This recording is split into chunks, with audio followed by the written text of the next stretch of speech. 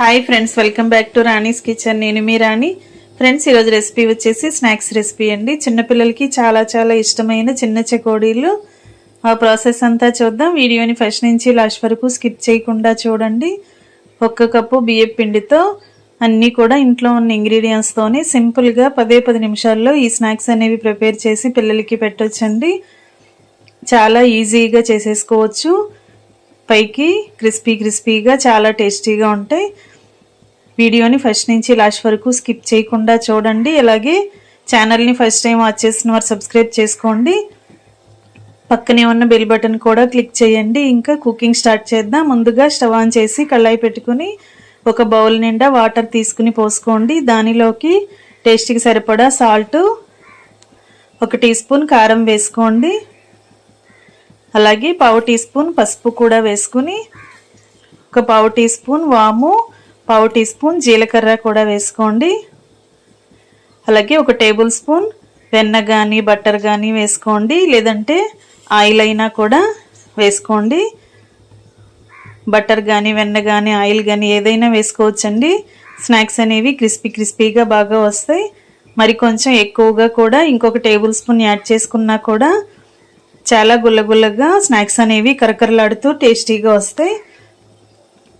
ఇప్పుడు ఏ బౌల్తో మనం వాటర్ని కొలిచి తీసుకున్నామో అదే బౌల్తో కప్పు నిండా కూడా పొడి బియ్యం పిండిని వేసుకుని అదంతా కూడా కాగుతున్న వాటర్లో వేసుకుని వాటర్లో పిండిని బాగా కలపండి. గరిటెతో కలుపుకుంటూ కలిపినట్లయితే అడుగున అంటుకుపోకుండా పిండి అంతా కూడా వాటర్లో బాగా కలిసిపోతుందండి. ఈ విధంగా కలపండి. ఈ ప్రాసెస్ అంతా కూడా చాలా సింపుల్గా చేసేసుకోవచ్చండి. స్నాక్స్ అనేవి చాలా చాలా టేస్టీగా వస్తాయి. పిండి వేసిన తర్వాత బాగా కలిపిన తర్వాత స్టవ్ వెంటనే ఆఫ్ చేసుకోండి. ఇప్పుడు పిండిని బాగా కలిపిన తర్వాత కొంచెంగా పిండి ముద్దని తీసుకుని చూసినట్లయితే ఇలా పొడి పొడిలాడుతూ లేకుండా పిండి అనేది ముద్దలాగా వచ్చింది కదా, కరెక్ట్గా ఉడికినట్లేనండి. ఇంకా మూత పెట్టుకుని ఒక 10 నిమిషాలు పక్కన పెట్టుకున్నట్లయితే బాగా చల్లారుతుంది. 10 నిమిషాల తర్వాత చూద్దాం. 10 నిమిషాల తర్వాత చూసినట్లయితే పిండి అంతా కూడా బాగా చల్లారింది, సాఫ్ట్గా వచ్చిందండి. ఈ లోపుగా మనం ఒక గిన్నెలోకి 2-3 టేబుల్ స్పూన్లు ఆయిల్ని వేసుకుని చేతిని ఆయిల్తో తడుపుకుంటూ పిండిని బాగా ప్రెస్ చేస్తూ చపాతీ ముద్దలాగా కలపండి. పిండిని బాగా ఒత్తుతూ కలపాలండి. అప్పుడే పిండి అంతా కూడా జిగురుగా వస్తుంది.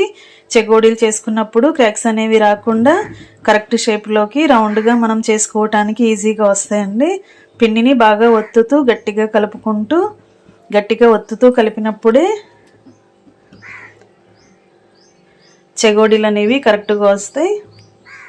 పిండి అంతా కూడా కలుపుకొని పక్కన పెట్టుకున్నాం కదా. ఇప్పుడు పూరీ పీటకి కొంచెంగా ఆయిల్ని అప్లై చేసి కొంచెంగా పిండి ముద్దని చేత్తో తీసుకుని సన్నగా పొడవుగా రోల్ చేసుకోండి. ఇలా నేను వీడియోలో చూపిస్తున్న విధంగా సన్నగా పొడవుగా చేసుకోండి.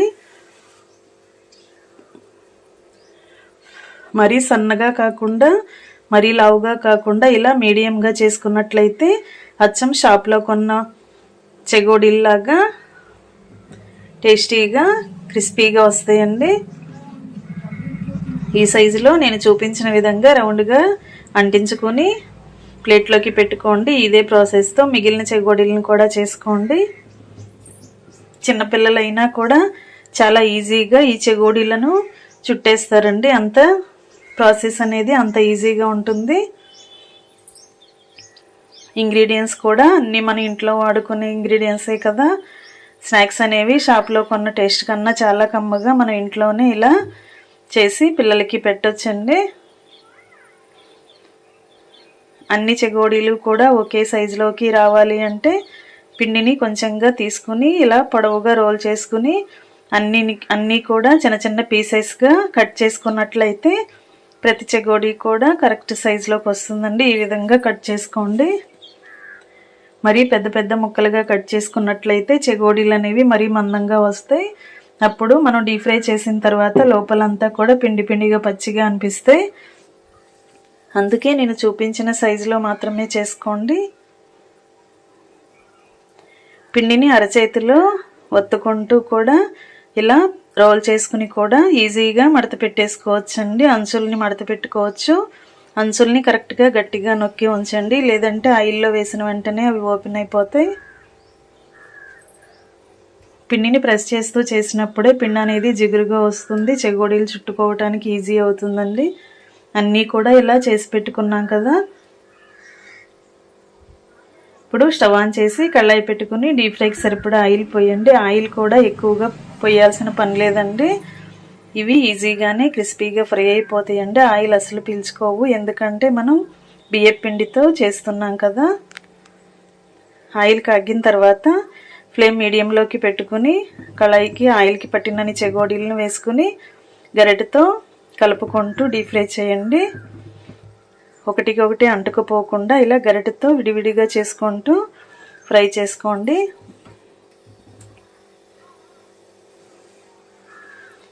ఈ విధంగా బాగా ఫ్రై అయిన తర్వాత ఆయిల్ అనేది కాగటం ఆగిపోయి సౌండ్ అనేది తగ్గిపోతుందండి. అప్పుడు కరెక్ట్గా ఫ్రై అయినట్లే వెంటనే మనం ఆయిల్ నుండి తీసేసుకోవచ్చు. ఆయిల్ అనేది బబుల్స్ రావటం ఆగిపోతుంది. అప్పుడు మనకి స్నాక్స్ అనేవి కరెక్ట్గా ఫ్రై అయినట్లే అర్థమవుతుంది. ఆ టైంలో వెంటనే మనం ఆయిల్ నుండి తీసేసుకుని ఒక ప్లేట్లోకి వేసేసుకోండి. అదేవిధంగా మిగిలిన వాటిని కూడా బ్యాచెస్ వైజ్గా డీప్ ఫ్రై చేసుకుందాం. ఎన్ని చెగోడీలైనా కూడా చాలా ఈజీగా చేసేసుకోవచ్చండి. నేను ఒక బౌల్తో బియ్యపిండి చూపించాను కదా, ఇదే ప్రాసెస్తో ఇదే కొలతతో మీరు ఎన్ని కప్పులు బియ్యపిండి అయినా కూడా ఎన్ని చెగోడీలైనా కూడా చేసుకోవచ్చు. టేస్ట్ అనేది చాలా చాలా నచ్చుతుందండి మీ అందరికీ కూడా. ఇంకా మొత్తం అన్ని డీప్ ఫ్రై చేయడం కంప్లీట్ అయినాక స్టవ్ ఆఫ్ చేసి ప్లేట్లోకి తీసుకోవటమే. క్రిస్పీ చిన్న చెగోడీలు రెడీ అయిపోయాయండి. రెసిపీ నచ్చినట్లయితే వీడియోకి లైక్ చేసి ఛానల్ని సబ్స్క్రైబ్ చేసుకోండి. పక్కనే ఉన్న బెల్ ఐకాన్ని యాక్టివేట్ చేయండి. నేను పెట్టబోయే రెసిపీస్ అన్ని డైలీ మీ ఫోన్కి నోటిఫికేషన్కి వస్తాయి కదా, ఓపెన్ చేసి చూడండి. మీరు కూడా రెసిపీస్ని కుక్ చేసి పిల్లలకి సర్వ్ చేయండి. మరిన్ని రెసిపీస్ కోసం ఛానల్ని సబ్స్క్రైబ్ చేసుకోవటం మాత్రం మర్చిపోకండి. పక్కనే ఉన్న బెల్ ఐకాన్ని కూడా యాక్టివేట్ చేయండి. నేను పెట్టబోయే రెసిపీస్ అన్ని డైలీ చూడండి. మరొక రెసిపీతో మళ్ళీ కలుద్దాం. Thanks for watching. నేను మీ రాణి.